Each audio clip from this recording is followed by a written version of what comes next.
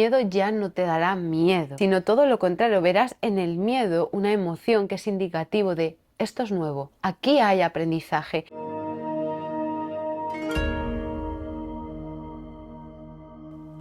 Hola a todos, ¿cómo estáis? El motivo de este vídeo es hacer una breve reflexión improvisada sobre la cuestión de la muerte.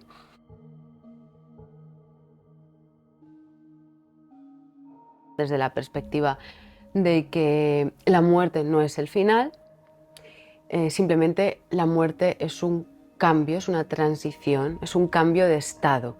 Pasamos del estado físico, en el que el cuerpo físico, la materia se desintegra, desaparece, pero sí quedan otros aspectos del ser u otros cuerpos. Según la teoría que se maneje, se puede ver de una forma o de otra. Hay diferentes formas de llamarlo y a veces ocurre que parece que se contraponen entre sí algunas teorías cuando no es así, sino que utilizan términos diferentes.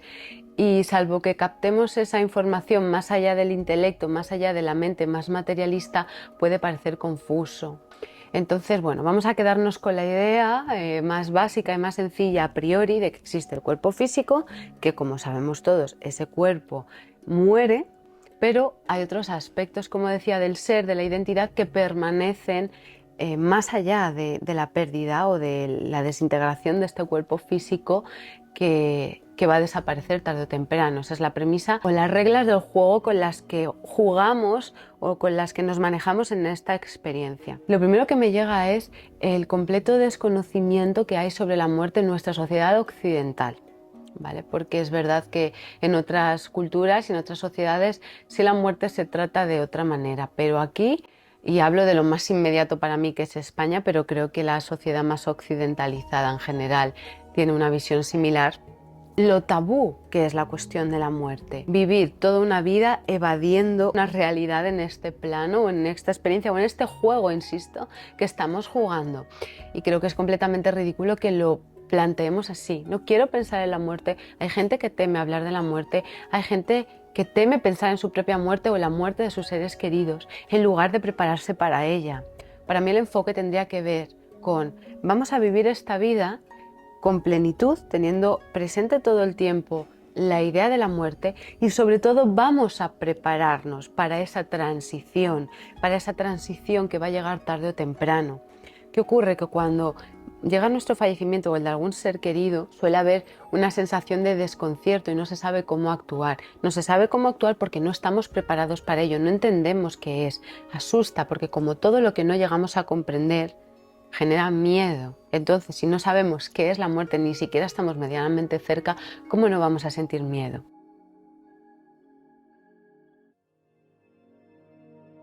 Me lleva a la reflexión de que los extremos se tocan. Es decir, me llega un ejemplo. Este sábado estuve teniendo un debate con varias personas y entre ellas había un par de doctores en psicología. Uno de esos doctores, que si no recuerdo mal también es catedrático, durante el debate, pues, inevitablemente se emitían juicios, porque la percepción, el plano en el que estamos, está fuertemente ligado al juicio. Nosotros necesitamos juzgar, es decir, discernir para estar en este mundo. Y a menudo esta persona lo que utilizaba como argumento a ese debate, o llámalo discusión o contraposición de opiniones, utilizaba la frase no juzguéis. No juzguéis, no juzguéis, no juzguéis. Esta persona tiene un enfoque completamente materialista, cientificista y niega todo aquello que tenga que ver con cualquier tipo de trascendencia. Sé que no todos los psicólogos ni todos los doctores en psicología tienen esa visión tan materialista y tan cientificista, pero este en concreto sí la tenía.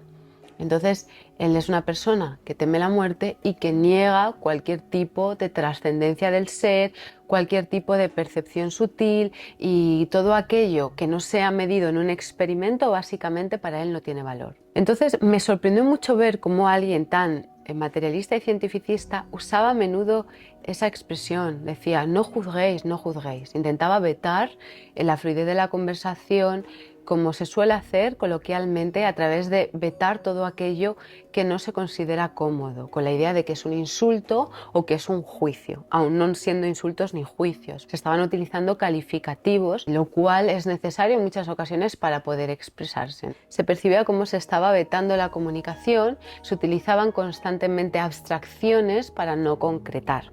Y lo curioso de todo esto, y a lo que quería llegar con este ejemplo, es cómo estos extremos se tocan, cómo alguien con ese enfoque tan en una dirección, que podría ser la contrapuesta a la típica visión naif y bobalicona que a veces se asume de la espiritualidad, tenían básicamente los mismos principios. Es decir, podríamos escuchar la frase de no hay que juzgar o no juzguéis viniendo de la boca del extremo que estoy planteando ahora, de la visión más cuadriculada y cientificista. Podría venir también perfectamente de la típica persona extremadamente espiritual. No me gusta usar la palabra espiritual porque para mí la palabra espiritual o espiritualidad tiene una connotación positiva, no negativa. Espiritualoide vamos a llamarla, es decir, de conocer 3 o 4 afirmaciones del ámbito metafísico no dualista y utilizarlas ciegamente, o lo que se suele conocer como una confusión de niveles, es decir, utilizar afirmaciones que pertenecen a otro plano en el nivel de la forma. Típica afirmación, no somos un cuerpo, por ejemplo, lo que comentaba al principio del vídeo, es decir, nosotros no somos exclusivamente esta materia, este cuerpo físico que con el fallecimiento va a desaparecer, pero estamos manejándonos, estamos utilizando el vehículo de un cuerpo para relacionarnos en el ámbito de la percepción, para relacionarnos en este mundo. Entonces negar el cuerpo, negar la percepción, negar el juicio, no tiene sentido, porque es como decir que no tenéis que ver y que lo que veis los sentidos os engañan. En cierto grado es verdad que los sentidos pueden engañar y pueden malearse y pueden estar sesgados, pero es aquello con lo que contamos para relacionarnos con el mundo. Y si negamos la percepción sensorial, realmente no podemos utilizar ninguna base de la que partir. Por supuesto que hay una percepción extrasensorial, que es aquella que negaba este catedrático que os comento, pero para mí, fíjate, siendo extremos opuestos, podría decirse que utilizo frases y abstracciones que perfectamente podría haber utilizado una persona que está completamente en el polo de negar todo lo que es medianamente material o tangible, y que se va constantemente a ese mundo extrasensorial o ese mundo suprasensible, que por supuesto que también captamos por otros sentidos que no son los físicos, que son menos tangibles, pero que sí se pueden manifestar de forma tangible. Lo que se llama comúnmente una energía, ¿no? O una afinidad. Tú sientes cuando alguien te agrada o no, te cae bien o no, que eso podría considerarse un aspecto suprasensible que va más allá de los sentidos. Tú no ves con los ojos o con el tacto si alguien te cae bien o mal, tú lo sientes, se siente en el cuerpo, en una forma de rechazo, puede cerrársete en el estómago, puede cerrársete la garganta, puedes sentirlo como una falta de motivación, una bajada de energía, una falta de ganas, por ejemplo. Entonces es un aspecto que va más allá de lo sensitivo, lo que captamos por los sentidos, pero que sí puede manifestarse en la herramienta que tenemos, que es este cuerpo físico. Y bueno, quería plantear esa anécdota porque me pareció súper interesante. Lo realmente sorprendente fue que es tan complicado, desde mi perspectiva, conversar con alguien con una visión totalmente cerrada y materialista de la realidad, como conversar con alguien con una visión totalmente naif y desconectada del plano físico, porque se alude constantemente a abstracciones metafísicas. Lo que nos lleva es que cualquier extremo se toca. Volviendo al tema de la muerte, alguien que esté especialmente obsesionado con la muerte, desde una visión fatalista, desde una visión dolorosa, miedo a morir, miedo a que mueran sus hijos, miedo a que mueran sus padres, alguien que está tan obsesionado con esa idea muy materialista como que la muerte es el final, está tan desconectado de la realidad como alguien que está constantemente afirmando que no somos un cuerpo. Porque para mí ambos estados en lo que aluden es a no integrar los distintos niveles de realidad en los que vivimos. Por supuesto que la muerte es una transición natural e inevitable que vamos a experimentar, Pero claro que también hay un aspecto que está vinculado al ser humano, al cuerpo físico, que se experimenta esa pérdida y se puede llegar a experimentar dolor. No necesariamente sufrimiento. El sufrimiento creo que se experimenta cuando no hay una respuesta o no hay un sentido, cuando se vive la muerte como una injusticia, como algo arbitrario, como algo que no tiene una lógica interna. Si bien es cierto, aun teniendo una visión trascendente de la realidad, teniendo la visión de que la muerte no es el final, que ese cuerpo astral o ese plano inmaterial en el que nos manejamos una vez hemos abandonado el cuerpo físico, o esa energía o ese alma, insisto, depende de qué teoría se utilice, se utilizará un término u otro, pero si bien es cierto que nos vamos a encontrar en otro plano porque no hay una destrucción del ser, no hay una destrucción de la conciencia con la destrucción del cuerpo físico. Aún esas personas pueden sentir dolor por la pérdida de un ser querido, y ese dolor que se siente no la siente la parte trascendente en nosotros, que sabe realmente que más allá de la experiencia física hay mucha más experiencia. Esta simplemente es una pequeña parte de la experiencia que la mente como todo puede llegar a experimentar, pero puede sentir ese echar de menos, ese extrañar a alguien. Entonces, cuando estamos negando completamente la cuestión del cuerpo, no estamos teniendo en cuenta otros factores más físicos, más vinculados a esta identidad que también es nuestra, vinculada al cuerpo físico, o a este canal que utilizamos para percibir la realidad. Cuando nuestro cuerpo más abstracto, más astral, como lo queréis llamar, está percibiendo el mundo a través del cuerpo físico, lo está percibiendo de una forma diferente a cuando está en el plano de los sueños, por ejemplo, o cuando está en el plano entre vidas, es decir, después de la muerte física sigue existiendo esa conciencia, entonces sigue percibiendo la realidad, que es otra realidad, que es otro plano. No tiene sentido negar que no hay nada más allá de esta experiencia, porque dentro de esta propia experiencia más física o material hay muchos aspectos que no podemos explicar, y todo aquello que no podemos explicar, que va más allá de los sentidos, sigue teniendo realidad. No podemos explicar el amor, y sé que la vertiente más cientificista puede decir, no, sí, el amor es una serie de procesos químicos que se dan en el cuerpo. Bien, no podemos explicar la intuición, no podemos explicar la precognición, no podemos explicar las afinidades, y entiendo que siempre se irá a una cuestión biológica o hereditaria o de afinidad, como se da con el enamoramiento, ¿no? Es una afinidad biológica que hace que la especie se perpetúe con las mejores características que aporta cada uno de los progenitores. Es decir, entiendo que siempre hay una explicación en esa línea y que no la niego y que está bien también, pero para mí la causa no es esa explicación materialista, sino que es más bien el efecto, esa explicación materialista.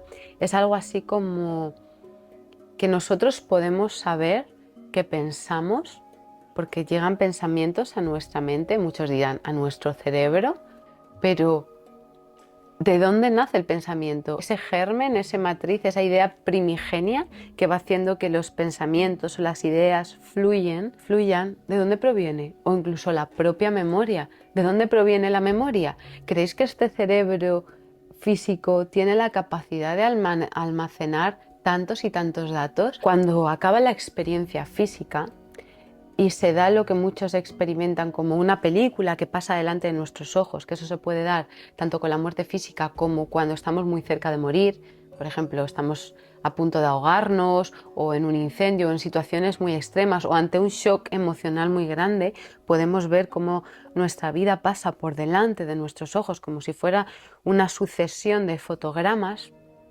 ¿Cómo es posible que recordemos toda la vida? Si mientras estamos vivos, con la percepción de los sentidos que muchas veces nos amodorra y muchas veces nos limita, ¿cómo es posible que todas esas memorias que yo no recuerdo desde el plano consciente de vigilia aparecen cuando estoy en un plano inconsciente o cuando paso a otro nivel de realidad? Porque la memoria no está solo en el cerebro, la memoria está en otros planos de realidad suprasensible, como estamos diciendo.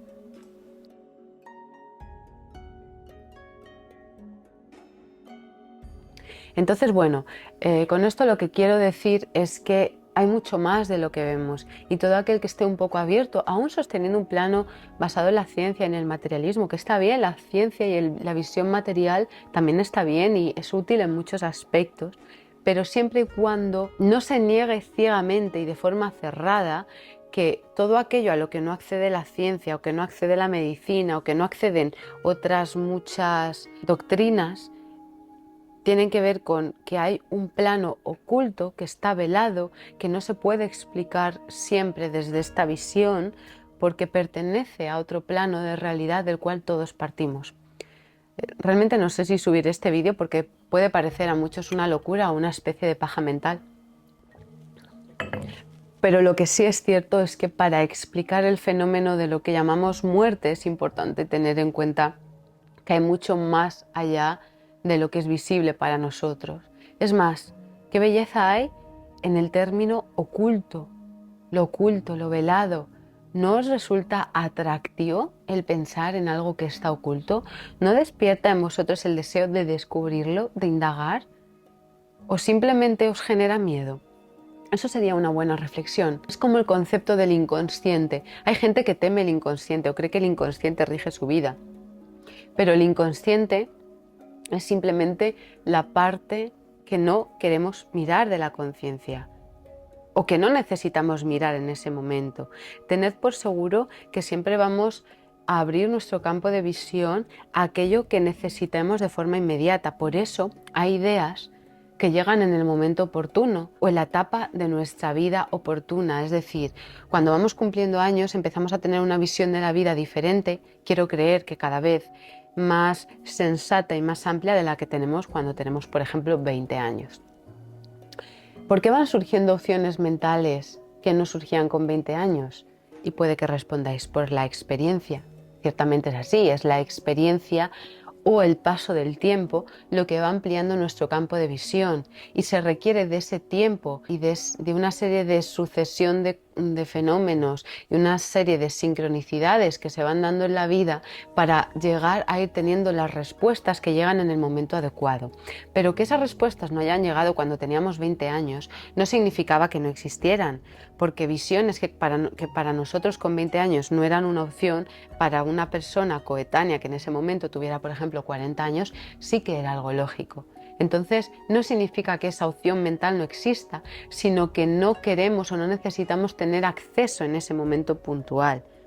Tiene que haber una secuencia lógica y de sentido, y el aprendizaje es gradual, con lo cual no tiene sentido quizás que con 15 años sepamos ciertas verdades porque quizás no somos capaces de asimilarlas, porque probablemente necesitamos cometer una serie de errores para nosotros, por nuestra propia experiencia, llegar a esas conclusiones. Imagínate que con 15 años alguien de 50 te habla acerca del amor, de lo que son las relaciones sentimentales, y te lo explica con lujo de detalles y te explica todas las etapas que puedes vivir, lo que es una ruptura sentimental, cómo llega al siguiente amor, cómo el concepto del amor o el enamoramiento va cambiando según vas teniendo relaciones y cumpliendo años. Si alguien te lo explicara, insisto, alguien de 50 años teniendo tú 15, te parecería, aparte de un rollo, te parecería demasiado complejo, demasiado abstracto, porque tu mente no tendría la madurez suficiente para comprenderla.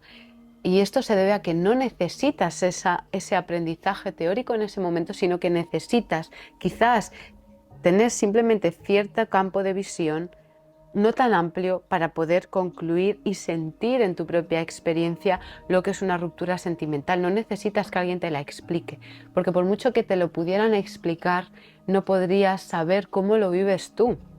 Esa persona te lo estaría contando desde su campo de visión y desde su paradigma mental y desde su personaje, su forma de sentir. Y quizá lo que para esa persona es algo, por ejemplo, dolorosísimo, para ti no lo es, o al revés. Todo esto lo estaba comentando por la cuestión de que se puede temer lo oculto, igual que puede temer el inconsciente, pero hay algo muy gratificante y que hace la vida realmente interesante cuando conseguimos sentirnos atraídos o nos permitimos sentirnos atraídos por aquello que es oculto y velado.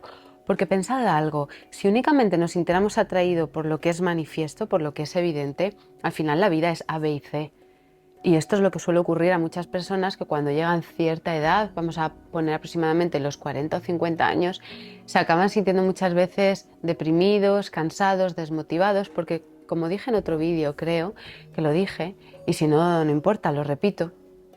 Al final, cuando nuestras posibilidades de vida son tan pequeñas, son el ejemplo que siempre pongo: encontrar pareja, tener hijos, comprarse una casa, comprarse un coche, cambiar de trabajo, no sé, los 4 o 5 patrones más típicos, al menos, insisto, en la sociedad occidental. Una vez que has vivido todo eso y has tenido 3 trabajos, has cambiado de coche 2 veces y te has casado, te has divorciado y te has vuelto a emparejar, ¿qué te puede ofrecer de valor en el mundo?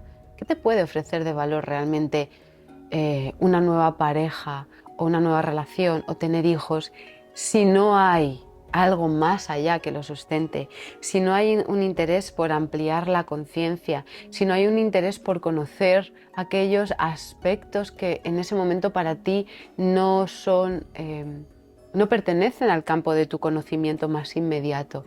Qué cómodo, qué incómodo y qué cómodo a la vez es cuando la mente se amplía porque hay una situación que no comprende, para la que no tiene solución, pero va desarrollando sus propios recursos para encontrar esa solución. Básicamente la idea es: ¿cómo me manejaría yo en una situación que es completamente nueva para mí, que nunca viví antes? La pérdida de un ser querido, que me despidan de un trabajo, que pierda la casa, o no tiene que ser tan fatalista, o puede ser cómo me desenvolvería yo en una situación nueva, en un ambiente en el que no me he desenvuelto antes, o ante un reto cualquiera en la vida, no importa, el que os venga a vosotros a la mente está bien. La invitación que os hago es que si ese tipo de situaciones os dan miedo, el miedo, desde mi perspectiva, en ese tipo de retos o situaciones nuevas, es un buen indicativo. Indica que estás yendo una etapa más en tu conciencia, que estás yendo una fase más en tu conciencia, porque estás explorando un terreno nuevo.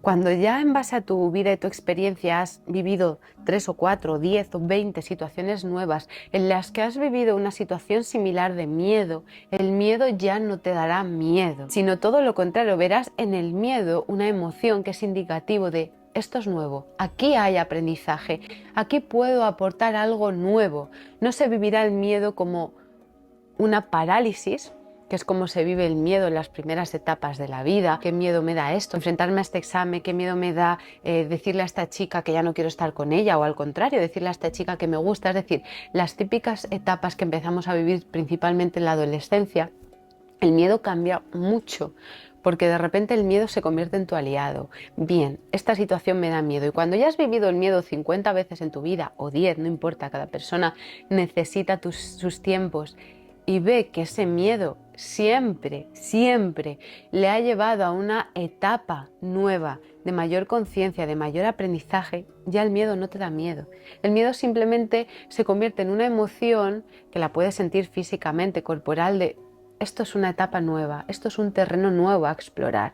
Así que voy a estar abierto a escuchar todos los indicios y a escuchar todos los mensajes que me lleguen a nivel interno o por parte de los demás, que me vayan dando pistas por dónde ir en esta situación. Me voy a dejar asesorar, me voy a abrir a la vida, me voy a abrir, como decía antes, a los indicios, a las pistas que se me vayan poniendo en el camino para poder explorar todo este nuevo terreno. Para mí eso es una actitud de vida que confía en las propias capacidades que tenemos y que a la vez está abierto a lo oculto, a lo velado, y cuanto más te abres a lo oculto, menos oculto es, menos terreno de lo oculto.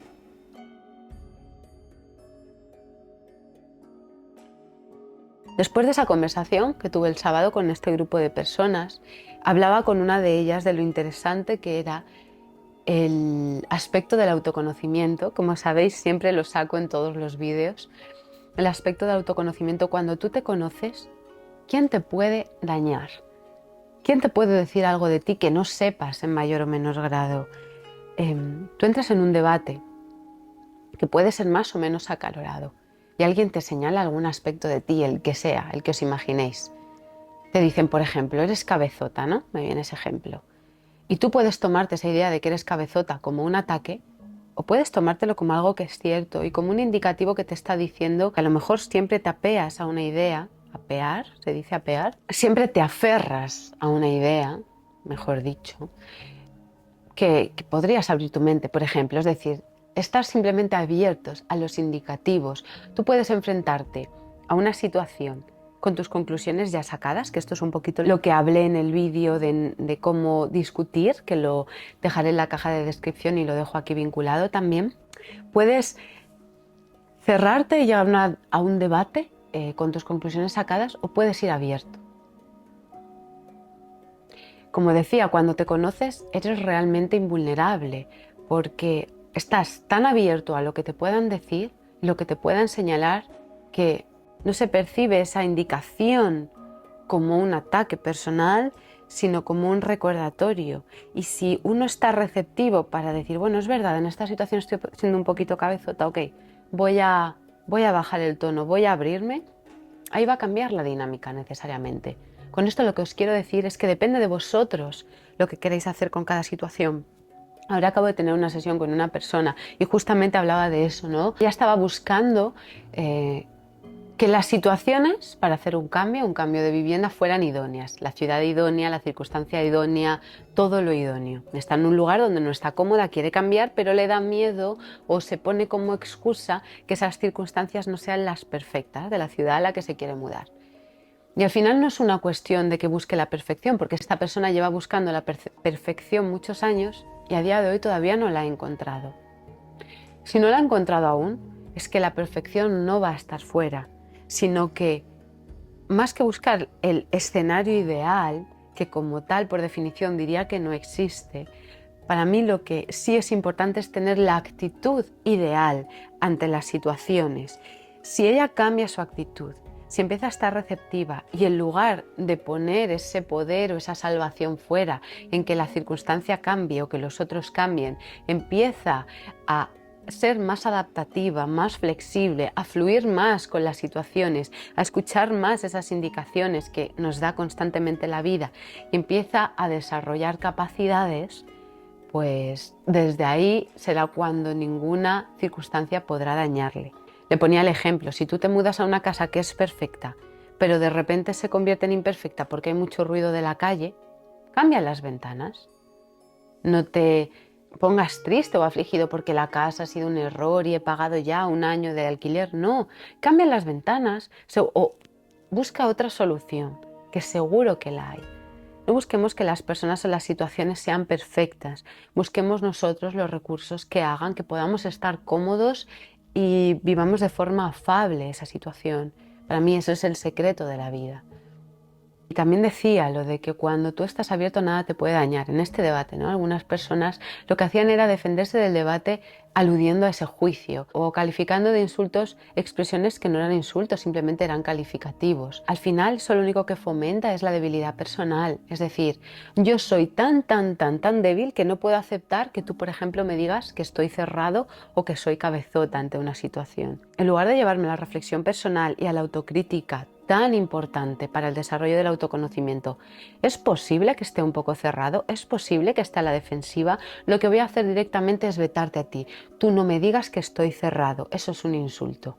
Cuando no es así, es poco probable que si tú estás abierto alguien te diga que estás cerrado. Así que, como digo siempre a los alumnos de los grupos, si alguien os dice algo, dejad esa idea en cuarentena, dadla como cierta a priori.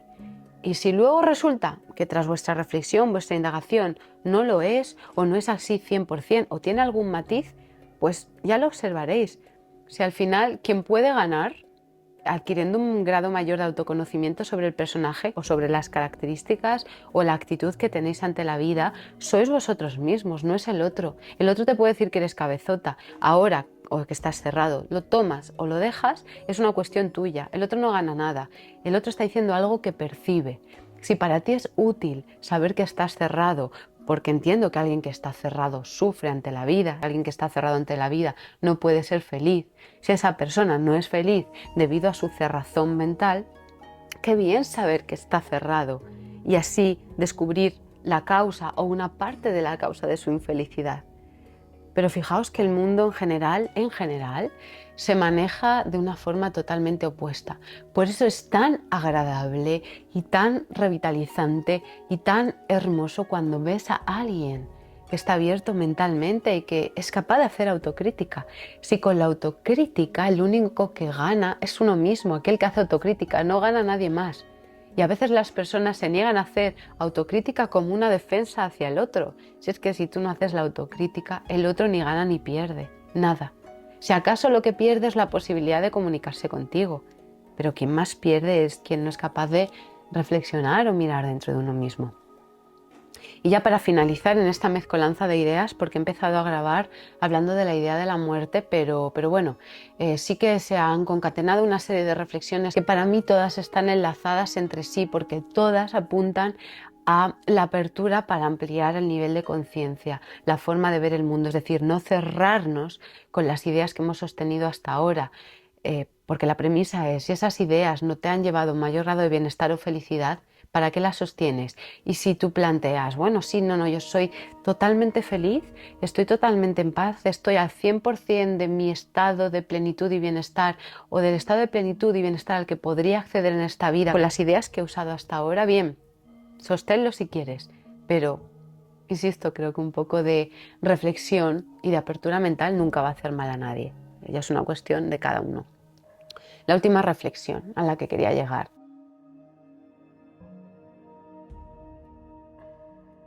Estaba viendo algo, no me acuerdo qué estaba viendo, pero sí recuerdo la imagen de una especie de playa muy bonita o lago o piscina de estas Infinity.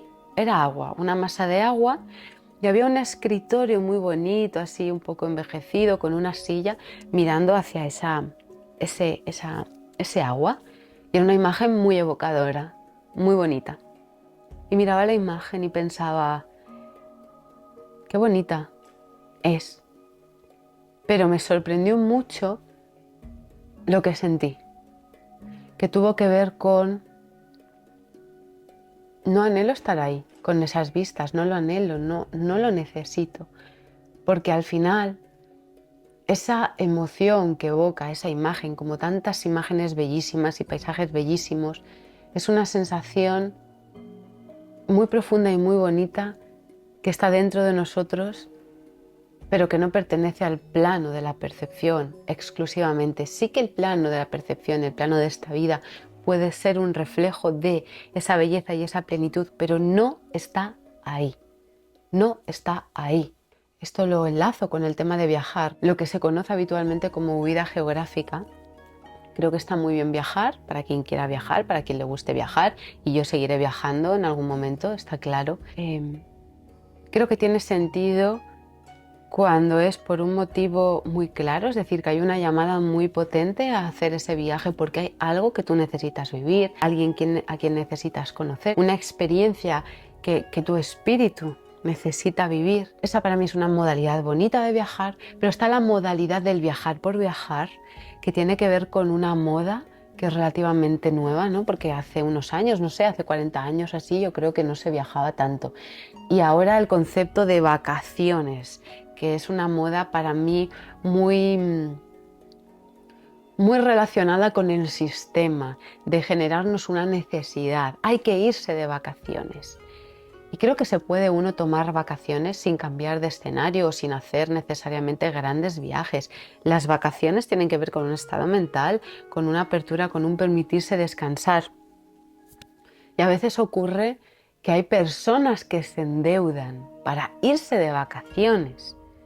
Insisto, si a ti te gusta viajar y te gusta ir de vacaciones y económicamente es algo que es fácil y que no te genera ningún estrago, me parece maravilloso que alguien se vaya de vacaciones.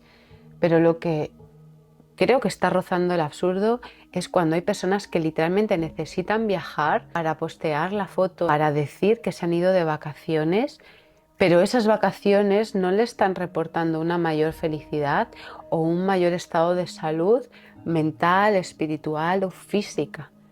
Porque si alguien se va de vacaciones y en esas vacaciones se hace un daño económico, se hace un daño físico, vuelve más cansado, o el típico cliché, ¿no?, de que en las vacaciones suelen romper más parejas porque están más tiempo juntos o vienen con discusiones, que sé que hay muchas familias y muchas personas que viven esas vacaciones con pelea. Hay muchas otras que no. Si esto no es para ti, pues no es para ti, está bien. Cada uno ha de vivir su vida como le dé la gana. Pero yo hablo de ese absurdo que se ha generado en la sociedad. Creo que no es necesario. Puedes hacerlo, irte de vacaciones, pero no es necesario. Y si tú encuentras ese mundo en ti, y aquí es donde conecto otra vez con la idea de la imagen, de la foto, de esa masa de agua con ese escritorio tan bonito. Esa imagen estaba bien, objetivamente era bonita, pero no siento que un lugar te vaya a aportar nada que no esté dentro de ti. Ves a alguien, un hombre, una mujer muy guapo, muy atractivo físicamente, y el efecto halo que se conoce, todo lo demás que pones en esa persona, que además de guapo seguro que es listo, seguro que es inteligente, seguro que tiene una vida súper bonita o súper cómoda, y seguro que es buena persona, y seguro que todo lo que le quieras atribuir, lo que se llama el efecto halo, es lo que tú pones de tu cosecha personal. Lo mismo ocurre con un paisaje paradisíaco. ¡Wow, qué bonito este lugar! Todo lo demás lo pones tú.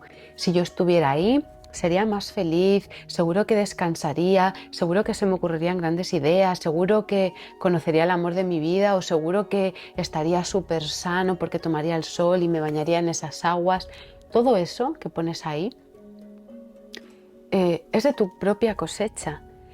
Son situaciones y estados que tú puedes conseguir ahora, que luego además te quieres ir a bañar a una playa preciosa y disfrutar de los baños de sol y agua, maravilloso, estupendo, adelante. Que conoces a una persona guapísima y que además es majísimo y un montón de características, estupendo. Pero todas esas sensaciones que tú buscas sentir con ese paisaje o con esa persona, las puedes sentir ya, esa es la clave, las puedes encontrar en ti. Y eso es lo que va a enriquecer muchísimo más la experiencia. Si luego además conoces a una persona que es encantadora y vas a un lugar que es maravilloso de viaje, genial, incluso a lo mejor te quedas viviendo allí, pero ese proceso, esa sensación empieza dentro. Esto es la frase, ¿no?, que decía Rumi. No te sientas solo, hay todo un universo dentro de ti, que hay un universo dentro de todos nosotros aún por explorar.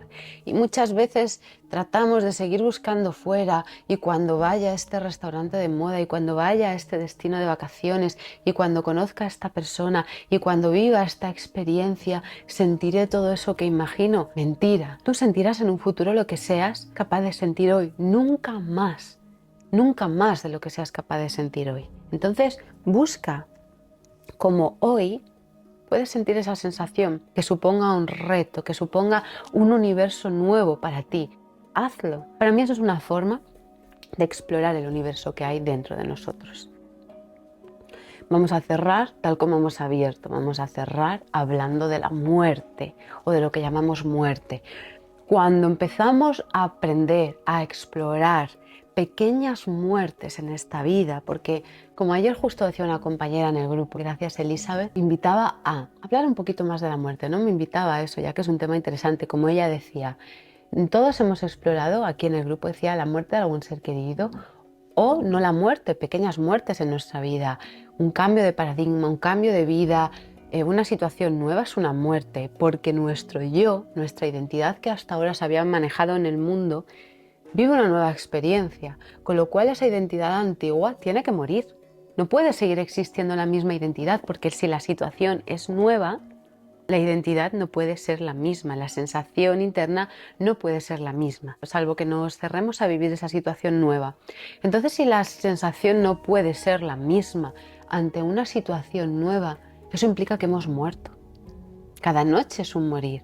Cada noche estamos cerca de morir, o sea, la diferencia de frecuencia mental que hay entre estar vivo y estar muerto es mínima. O sea, cada noche no morimos o cada mañana estamos vivos de milagro. Es decir, porque no toca. Pero lo que no tiene sentido es vivir la vida sin tener presente la muerte. Todo el tiempo es una posibilidad. Debido al velo de olvido que traemos al venir a esta experiencia, no sabemos cuándo vamos a fallecer, pero nuestro fuero interno, nuestro espíritu, nuestra alma, nuestra conciencia, en el fondo sí lo sabe cuándo se va a ir.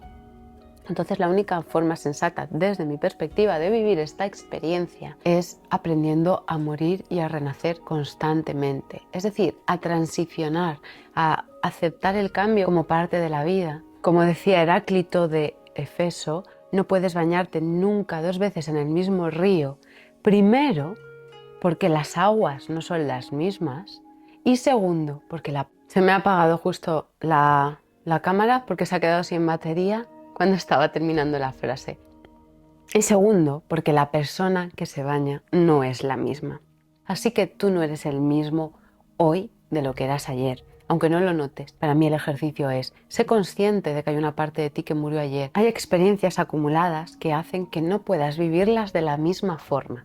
Sencillamente, con que llegues a un lugar por primera vez, ya con que repitas, la experiencia no va a ser la misma. El componente de novedad ya no va a existir, con lo cual tú no eres el mismo. Hay una parte de ti que ya está desahuciada, que ya murió, que ya no existe más. Y es importante verlo así. Tú estás muriendo cada día. Tus células están muriendo cada día. ¿Por qué temer a la muerte? La muerte ya es simplemente como el cambio final. Es muy importante estar preparados para ella. Quizá en otro vídeo hablo con más detenimiento, no es seguro, pero quizá en otro vídeo sí pormenorizo más acerca de este tema que me parece sumamente interesante. Y bueno, voy a dejar aquí el vídeo porque ya la cámara y con la batería me ha indicado que va a morir. Entonces, bueno, sencillamente decidme en los comentarios si os gusta este tipo de contenido, si os gusta que haga así reflexiones al azar o preferís que haga otro tipo de vídeos más elaborados. A mí me gusta hacer ambos tipos, pero si bien es cierto que a veces no hago contenido porque no son conclusiones cerradas y hay algo para mí muy interesante en este hablar y en dejar que las ideas vayan fluyendo. Y si os gusta este tipo de contenido o incluso tenéis alguna pregunta que queréis plantear, lo podéis hacer en los comentarios. Así que bueno, cualquier otra duda me podéis escribir a alma@animaterrible.com, encontrarme en Instagram como anima_terrible o toda la información también está en la web animaterrible.com. Espero que tengáis un buen día y muchísimas gracias por ver el vídeo. Cuidaos mucho.